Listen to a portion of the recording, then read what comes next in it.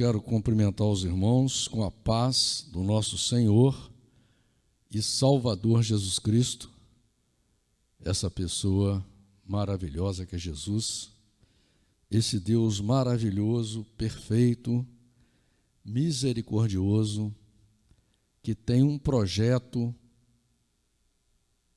complexo, um projeto sofisticado, um projeto perfeito feito para o ser humano.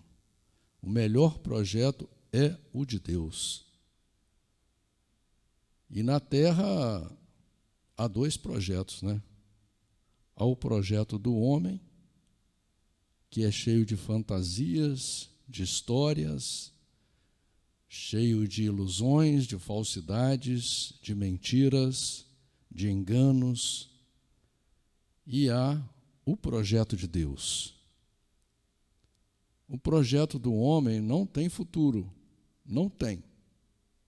É comer, beber, dormir, sentir um prazerzinho aqui, outro ali, viver como escravo e morrer. Esse é o projeto do homem. E ser esquecido ainda. Essa é a realidade. O projeto de Deus é um projeto que mostra para nós que nós somos feitos à imagem e semelhança de Deus. Nós somos seres individuais com características divinas, porque dentro de nós, dentro do nosso coração, está escrito o projeto de Deus. Qualquer pessoa na Terra que olhar para dentro dela mesma, ela vai ver, vai sentir o projeto de Deus escrito ali. Não é? É um projeto simples, um projeto de ressurreição e vida eterna. Tanto é que ninguém quer morrer. Ninguém quer morrer. Não é? A pessoa, quando está em sã consciência, ela não quer morrer. Então, quer dizer que ela tem um desejo de viver eternamente. Já está escrito nela. Todo mundo quer ter uma família. O mundo veio evoluindo, o mundo veio se materializando, e todo mundo dizia, não vai ter mais casamento, ninguém mais vai ser fiel, olha como é que está esse mundo aí. Mas Deus tem mostrado que, através do poder dele, da ação dele, o homem continua ainda querendo cumprir o seu projeto, o desejo de ter uma família, esse desejo de coletividade, o desejo de ter um Deus. Isso é o que está escrito dentro de cada ser humano. Nós somos os seres mais especiais dos trilhões e trilhões de seres que há na Terra. Mas, ao mesmo tempo, somos animais. Vivemos em um corpo carnal, um corpo limitado, um corpo frágil, um corpo problemático, porque Deus quis fazer assim, porque Deus diz que criou a gente em vaso de barro. Por que vaso de barro? Vaso de barro é frágil, é bom, mas é frágil. Entendeu? Para quê? Para que a gente fosse aperfeiçoado no caminhar da vida, através das adversidades, das dificuldades. Quando você lê a Bíblia, você entende o porquê disso daí. Veja bem que Adão e Eva estavam vivendo em um mundo perfeito, com um corpo perfeito, lá não havia doença, não havia nada de ruim. Era o paraíso. Mas eles não tinham personalidade para enfrentar as adversidades, para enfrentar o mal. Né? Você vê que 30% dos anjos foram expulsos do céu porque eles pensavam contrariamente a Deus. E é fácil de você entender isso. Você não quer conhecer uma pessoa, ou quer conviver com uma pessoa, ou quer morar com uma pessoa, que ela queira o seu mal,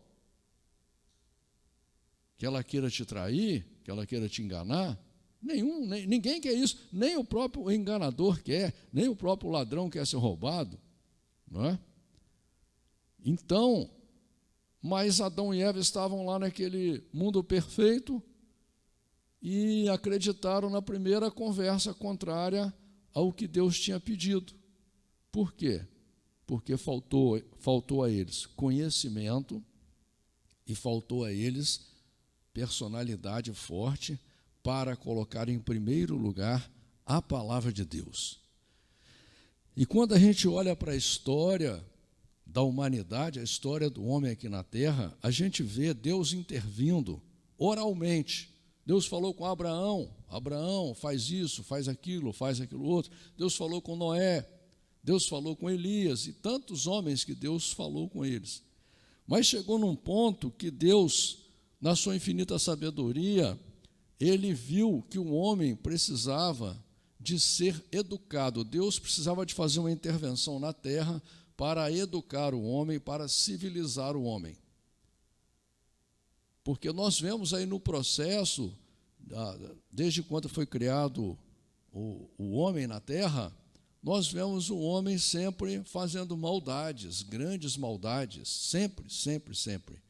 E vê-se na época dos juízes, por exemplo, quando Deus levantava um juiz, além desse juiz ter que preparar um exército para defender o povo, que era o povo de Deus ali, lutar contra pessoas más que, ao invés de estar vivendo as suas próprias vidas, estavam querendo tomar as coisas dos outros, né? Você vê, a história do mundo é toda assim, as pessoas querendo tomar à força, com maldade, com guerra, com crueldade, as coisas dos outros, né? Em busca de poder, de fama, de riqueza. E aí, mesmo Deus ensinando aquelas pessoas, quando o juiz morria, elas se afastavam de Deus. Você vê a história ali de Jonas, por exemplo, né? Que Deus, ele abençoa mais de 110 mil pessoas que viviam em Nínive. Deus tira uma sentença que havia sobre a vida deles e Deus abençoa eles e abençoa até os animais. Aí você pensa assim, puxa vida, mas agora então Nínive vai ser uma cidade maravilhosa daqui para frente. Não, daqui a pouco eles se esquecem de Deus e voltam a fazer absurdos, né? E assim também é a nossa vida. É a nossa vida, como o presbítero Paulo aqui pregou sobre a semente, que é a palavra de Deus. Deus coloca a palavra dele no nosso coração, Deus dá uma Bíblia de presente para a gente, Deus traz a gente na igreja, Deus dá louvores para nós, Deus muitas vezes nos dá sonho, Deus usa as pessoas para falar com a gente, mas a gente até parece que a gente está acreditando em tudo que Deus está falando, está fazendo, mas na hora mesmo que você precisa de usar a sua fé, você usa a sua força. Você não usa a sua fé. Na hora mesmo que precisa de você usar a sua razão, a sua lógica, você usa a sua força, a sua ignorância. Você não usa a sua razão. Você não age como ser humano. E infelizmente, nas coisas mais importantes, com as pessoas mais importantes da sua vida. Com o estranho, às vezes, você vai bem, você trata bem o estranho. Você não fica pesquisando quantos defeitos tem aquele estranho, não. O estranho, você vai tratar ele bem. Você carrega água na peneira para ele. Mas as pessoas mais importantes da sua vida, se deixar, você pisa, você maltrata, você se ira, você se enerva, você comete absurdos, dizendo que ama aquela pessoa. Veja bem que tem pais e tem mães que diz que ama um filho, dá vida pelo filho, e vai lá e trai o cônjuge. Mas se ele faz isso, ele está traindo o seu filho. Então ele não ama. O amor que ele tem é um amor ignorante, um amor cego, um amor insensato, um amor sem lógica. Se você ama de verdade, você tem que parar para pensar, mas que tipo de amor eu estou tendo? Eu não estou conseguindo ser fiel à pessoa que eu digo que amo, então o meu amor está errado. Por isso, irmãos, que Deus, ele cria a Bíblia. Deus ensina o ser humano várias línguas, ensina o ser humano a ler, né? Deus cria a escrita e Deus cria a Bíblia. Lá no livro de Êxodo, por exemplo, no capítulo 24, versículo 12, você vai ver que Deus diz assim, então disse o Senhor a Moisés, sobe a mim ao monte e fica lá, e dar-te-ei as tábuas de pedra, e a lei e os mandamentos que tenho escrito para os ensinar. Então, aqui nasce a primeira Bíblia, que inclusive diz que Deus escreveu os 10 mandamentos com a própria mão dele, na pedra. Então, Deus diz o que ele diz? Que são mandamentos, são leis, são regras, que Deus escreve para ensinar a gente. Por quê? Se você quiser ser um dentista, você entra numa faculdade de odontologia e os professores, a organização daquela faculdade vai ensinar você a ser um dentista. Não é? Então, Deus cria o livro dele para dizer quem ele é, como ele pensa, qual o projeto dele para o ser humano, o que ele quer de você. Deus cria esse livro. E depois Deus cria a igreja e Deus cria os louvores. Tudo para nos educar, tudo para nos ensinar, tudo para o nosso bem. E esse é o melhor projeto para o ser humano, é o único projeto que serve matematicamente para o ser humano. E você vê que a Bíblia, elas são 66 livros, né? São 39 do Velho Testamento e 27 do Novo Testamento. Demorou mais ou menos uns 1.400, 1.500 anos para ser escrito todos esses livros. E esse livro foi escrito por mais ou menos 40 autores diferentes, que a maioria não se conheceram. E o que acontece?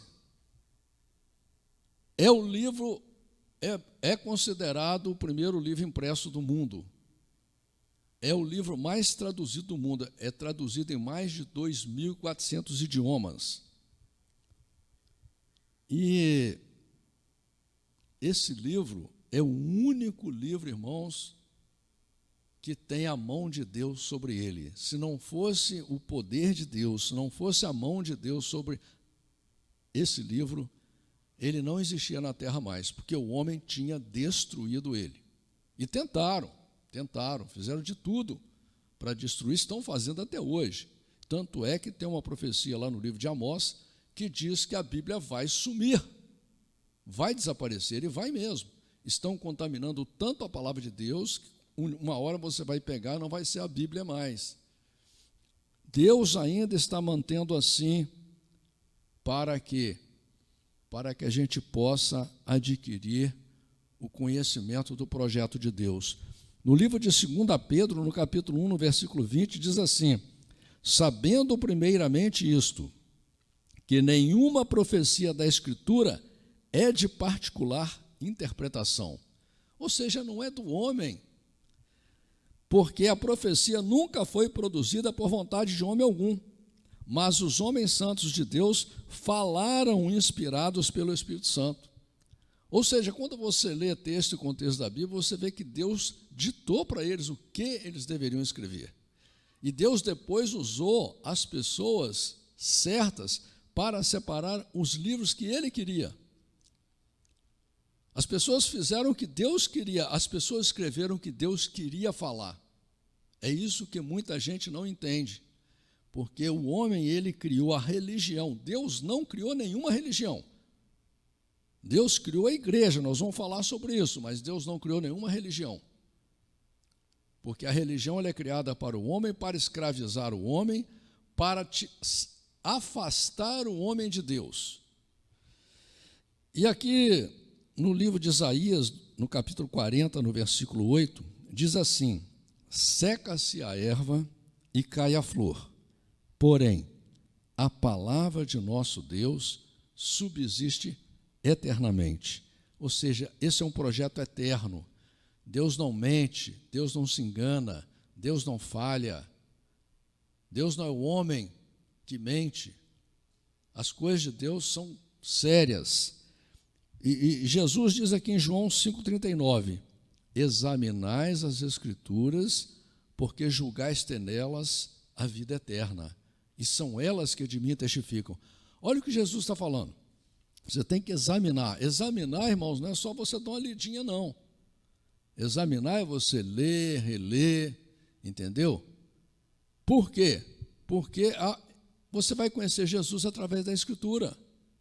Você não vai conhecer Jesus através da palavra do homem.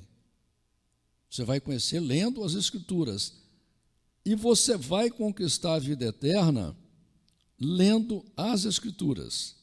E diz em Mateus 22, 29, Jesus, porém, respondendo, disse-lhes: errais, não conhecendo as Escrituras, nem o poder de Deus. Então, aqui, olha, quando você não conhece a Escritura, para Deus, você está errando. E você está errando contra você mesmo. E você faz isso porque você não reconhece o poder de Deus. Esse aqui é o único livro na terra que é vivo. É o único livro que pode transformar a sua vida para o bem. É o único livro que pode fazer você se tornar um ser humano de verdade. Não um sepulcro caiado, como o irmão Paulo falou. E lá no livro de livro de Provérbios 27:3, diz assim: a pedra é pesada e a areia espessa, porém a ira do insensato é mais pesada que ambas. Eclesiastes 7:8, melhor é o fim das coisas do que o princípio delas. Melhor é o paciente de espírito que o altivo de espírito. Não te apresses no teu espírito a irar-te, porque a ira repousa no íntimo dos tolos. Eclesiastes 11:9, alegra-te, jovem, na tua mocidade, e recreie-se o teu coração nos dias da tua mocidade, e anda pelos caminhos do teu coração, e não pela vista dos teus olhos. Sabe, porém, que por todas estas coisas te trará Deus a juízo. Afasta, pois, a ira do teu coração e remove da tua carne o mal, porque a adolescência e a juventude são vaidade. O que eu estou querendo dizer com isso daqui, irmãos, com essas palavras aqui, é que por falta de conhecimento, por falta de ler a Bíblia, por falta de orar, por falta de buscar trazer Deus para a sua vida, para a sua casa, para o seu trabalho, você acaba trabalhando contra você mesmo e contra as pessoas que você ama. Nós vemos, irmãos, no mundo inteiro, pessoas milionárias, pessoas com tudo na vida e com os seus lares destruídos. Por quê? Se eram tão sábias para fazer tantas coisas, pessoas com sabedoria para fazer tantas coisas, não é?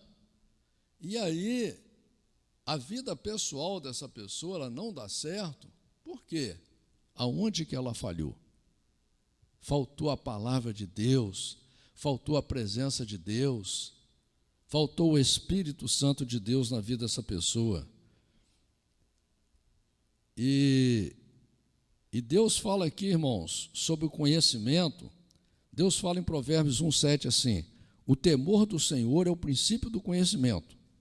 Os loucos desprezam a sabedoria e a instrução. Então, olha só, o princípio da sabedoria qual que é? O temor a Deus. Não é ter medo de Deus, não. É respeitar a Deus, é ter consideração por Deus, é conhecer esse Deus todo-poderoso que criou os céus e a terra e tudo quanto nela há. É você ter um diálogo com você e falar assim, olha, ou você vai crer ou você não vai crer. Porque tem gente que fica em cima do muro. Uma hora ele crê, outra hora ele não crê. Ele fica apoiando o relacionamento dele com Deus com as pessoas. Ele fica misturando o relacionamento dele com Deus com pessoas, com pastor, com pregador. Porque aquele pregador só faz coisa errada, só fala mentira, aquele pregador isso, aquele pregador aquilo. Então ele não vai na igreja para encontrar com Deus, ele vai para ver o homem, né? E aqui no Provérbios 1:22 diz assim, ó, até quando, ó simples, amareis a simplicidade? E vós, escarnecedores, desejarei o escárnio. E vós, insensatos, odiareis o conhecimento. Então, Deus aqui está falando, tem gente que acha que não precisa de ler a Bíblia, tem gente que acha que não precisa de se relacionar com Deus, não precisa de conhecer a Deus, conhecer o projeto de Deus, acha que não precisa. Ele vai levando a vida assim, um dia, quem sabe, ele vai ter tempo para Deus. E eu sempre digo o seguinte, irmãos, tempo é uma questão de preferência. Essa história da pessoa falar, não tem tempo para isso, não tem tempo para aquilo, não tem tempo para ir na sua casa, não. Você não tem tempo para ver a pessoa porque você não prefere, não está na sua lista de preferência. Você não tem tempo para Deus porque você não ama Deus,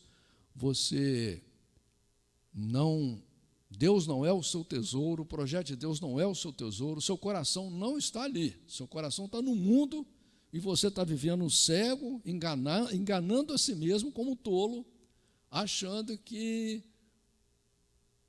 com os pensamentos do homem você vai ter futuro. E diz aqui no livro de Provérbios, capítulo 12, versículo 1, o que ama a instrução, ama o conhecimento, mas o que odeia a repreensão é estúpido.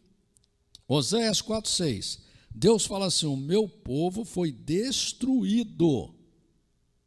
O povo de Deus, aquele que dizia que cria em Deus, aquele que dizia que andava com Deus, Deus está falando assim, o meu povo foi destruído, porque lhe faltou o conhecimento. A pessoa tem conhecimento de medicina, de agronomia, de física, de engenharia, estuda, lê a vida inteira, mas para ter o conhecimento de Deus, um livrinho só não consegue ler. Porque tu rejeitastes o conhecimento, também eu te rejeitarei. Então Deus deixa claro aqui, como Deus fala no livro de 2 Crônicas, capítulo 15, estarei convosco enquanto estiveres comigo. Se me buscares, me achareis. Se me deixares, vos deixarei. Isso é claro, irmãos. Relacionamento com Deus é por amor. A pessoa acha que ela vai fazer o que ela quiser. Não, Deus é Pai, Deus é bom. A igreja está pregando um Deus aí que é só da religião. Que o Deus verdadeiro, ele deixa claro que até a sua oração ele não vai ouvir conforme aquilo que você estiver fazendo. O nosso Deus é justo, é perfeito. E diz aqui, visto que te esqueceste da lei do teu Deus, também eu me esquecerei dos teus filhos. Olha que problema sério. Tem pessoas que acham que não precisam de Deus, acham que vão dar futuro com dinheiro para os filhos, acham que vão dar futuro com a sua força, com o seu poder para os filhos, mas o único que pode guardar a sua família é Deus. É o único que tem poder para em qualquer lugar que você estiver na terra, ou teu filho tiver, ou tua filha tiver, Deus ir lá e guardar e proteger. Oséias 6,6, Deus fala assim, porque eu quero a misericórdia e não o sacrifício, e o conhecimento de Deus mais do que os holocaustos. Tem gente que vai na igreja e acha que porque deu um dízimo, está tudo certo. Deus não precisa do seu dízimo. O homem pode até precisar, mas Deus não precisa. O que Deus quer é o teu coração. O que Deus quer é ter um relacionamento de amor, de amizade, de intimidade, de casamento com você. É isso que Deus quer. Deus quer o teu amor.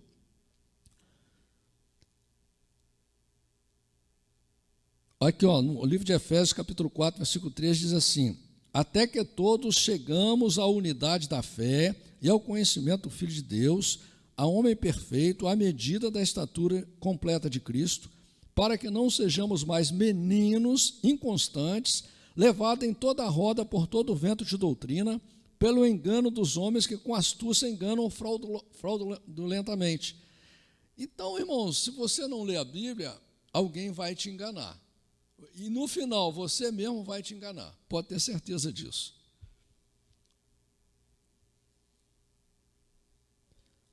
Deus fala aqui em 1 Timóteo, capítulo 2, versículo 3, porque isto é bom e agradável diante de Deus, nosso Salvador, que quer que todos os homens sejam salvos e venham ao conhecimento da verdade, porque há um só Deus e um só mediador entre Deus e os homens, Jesus Cristo, o homem.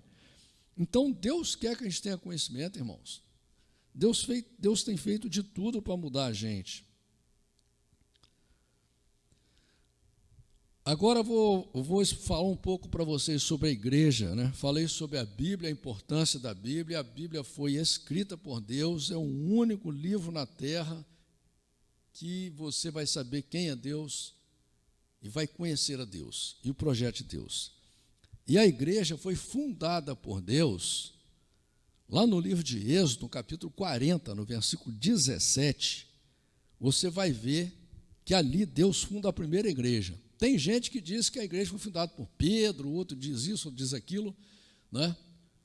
Não acredito no que o homem diz, irmãos. Aqui, no livro de Êxodo 40, 17, diz assim, assim no primeiro mês, no ano segundo, ao primeiro dia do mês, foi levantado o tabernáculo. Ali Deus faz a primeira igreja física. E Êxodo 40, 34 diz assim, então a nuvem cobriu a tenda da congregação e a glória do Senhor encheu o tabernáculo. Veja bem que quando a igreja é erguida, quando ela é inaugurada, o que acontece? A presença de Deus ali. Deus está presente em todas as igrejas, ainda que o pastor for um fraudador da palavra de Deus, um mentiroso, mas quando você entra lá, Deus está te vendo. Deus vai fazer um milagre por causa de você. E diz aqui, olha, no livro de 1 Reis, capítulo 9, versículo 3, e o Senhor lhe disse, ouvi a tua oração e a tua súplica que fizeste perante mim. Santifiquei a casa que edificastes, a fim de pôr ali o meu nome para sempre. E os meus olhos e o meu coração estarão ali todos os dias. Então, quando Salomão agora já não é mais o tabernáculo que se movia, agora uma igreja de pedra, uma igreja até folheada a ouro, né? Quando Salomão termina a igreja, Deus chega para ele e diz assim, olha, ouvi a tua oração, que Salomão apresenta a igreja para Deus e pede a ele para fazer várias coisas. E Deus falou, ouvi a tua oração e a tua súplica que fizeste perante mim. Santifiquei esta casa que edificaste, a fim de pôr ali o meu nome para sempre. Por que ele fala para sempre? Porque é para todas as igrejas.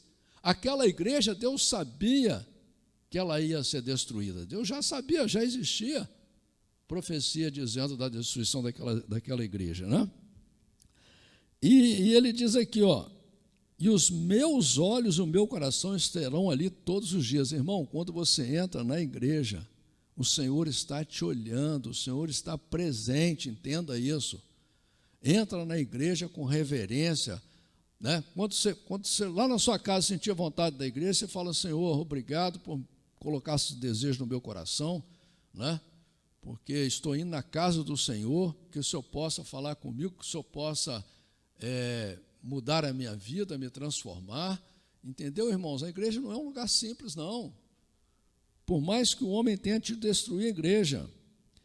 E aqui no livro de Isaías, capítulo 44, versículo 28, Deus fala assim, que digo de Ciro, é meu pastor, e cumprirá tudo o que me apraz, dizendo também a Jerusalém, tu serás edificada, e ao templo tu serás fundado. Deus mandou fundar o templo. Olha só, Jerusalém tinha sido destruída na época de Nabucodonosor, destruíram Jerusalém, destruíram o templo, levaram os utensílios tudo para a Babilônia, e aí Ciro nem sabia quem era Deus, era persa, não fazia parte do povo de Deus. 150 anos antes dele nascer, Deus já tinha mandado escrever no livro de Isaías sobre Ciro. Deus já tinha falado, olha, você é meu pastor, você vai fazer o que eu te mandar, e ele fez. Essa história é linda, você lendo lá no livro de Isaías, você vai ver o quanto que é bonita essa história. E lá no livro de Malaquias, capítulo 3, versículo 1, diz assim, eis que eu envio o meu mensageiro que preparará o caminho diante de mim, e de repente virá ao seu templo o Senhor, a quem vós buscais, e o mensageiro da aliança a quem vós desejais. Eis que ele vem, diz o Senhor dos Exércitos. Por que eu estou dizendo isso? Jesus já estava previsto que ele ia no templo, ou seja, o templo era a igreja, na época de Jesus, que ele foi em vários templos, né?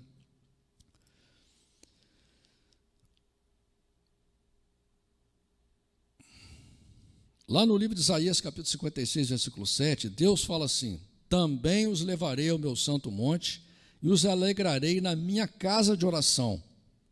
Os seus holocaustos, os seus sacrifícios serão aceitos no meu altar, porque a minha casa será chamada casa de oração por todos os povos.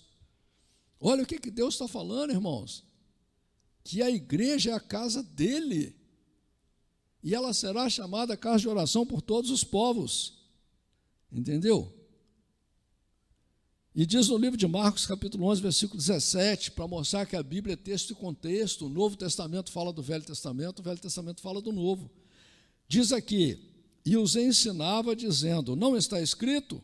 A minha casa será chamada por todas as nações casa de oração? Entendeu? A igreja é de Deus, irmãos. As ovelhas são de Deus, você é ovelha de Deus, você é filho de Deus. Só que você tem que aceitar isso. É um projeto difícil de ser aceito? É sim, muito difícil, porque desde criancinha você é enganado pelo homem. O homem é o animal mais perverso que tem na terra. Se deixar, 2, 3 homens escravizam toda a humanidade.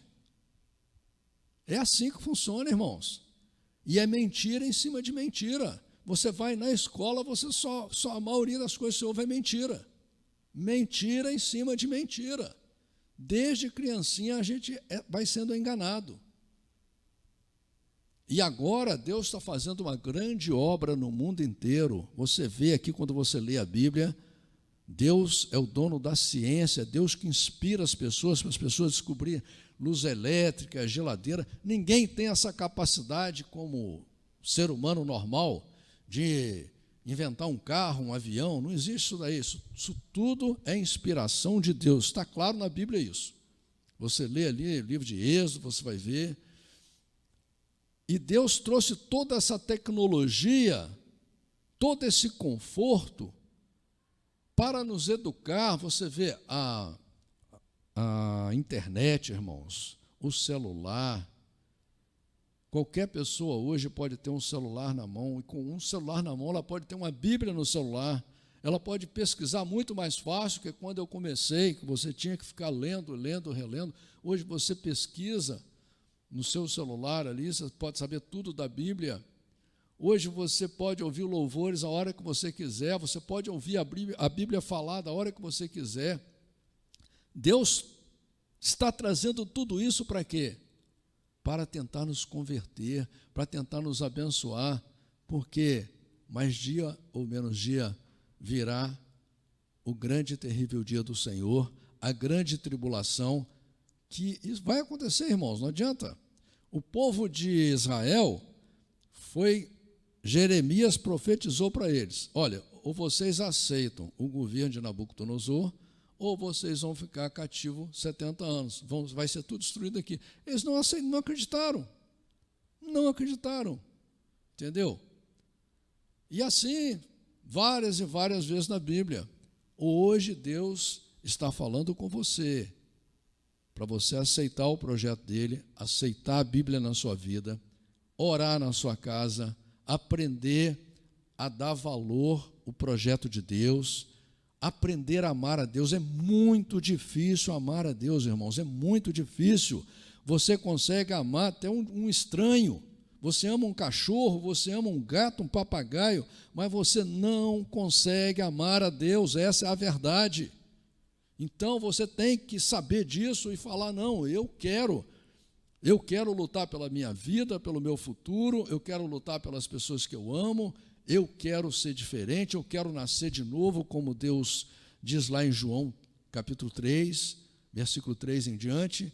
Olha, eu quero nascer de novo, eu quero ser diferente, eu não quero copiar o mundo. O que as pessoas estão fazendo, irmãos, é querendo viver a vida dos outros, achando que vai chegar a algum lugar. Você tem que zelar pela sua vida, você tem que assumir o controle da sua vida, você tem que assumir o controle do seu sentimento, do seu coração, da sua língua.